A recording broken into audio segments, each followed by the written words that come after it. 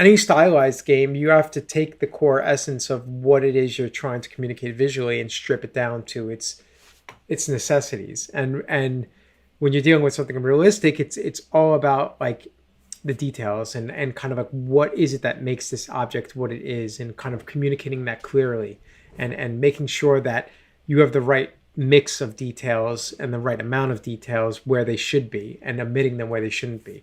And so it's just balancing the visual kind of language of each thing. Like stylized stuff tends to be more on form and color. Realistic stuff tends to be more on, like high frequency noise and how the object reacts to light.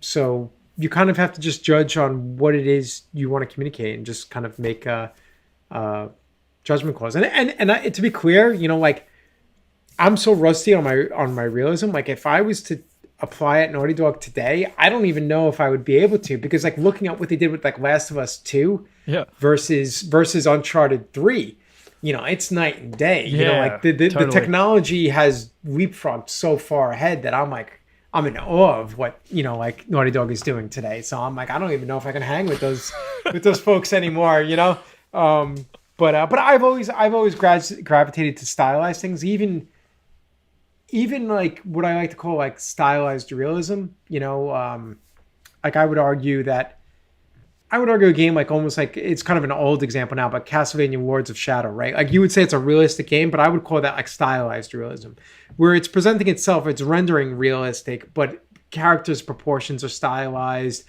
The environments are kind of stylized, exaggerated. The lighting is exaggerated. Whereas a game like Last of Us Part 2, it's like you're recreating reality, and there is some, they do push things as well in there, but they tend to go more on the realism side.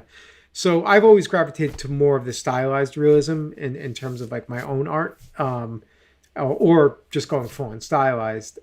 So for me personally, like if I was to, art direct like a game that came from, just my head, that's the kind of art style that I would want to do, is something that's like more of like a realistic-ish, but with like stylistic flourishes.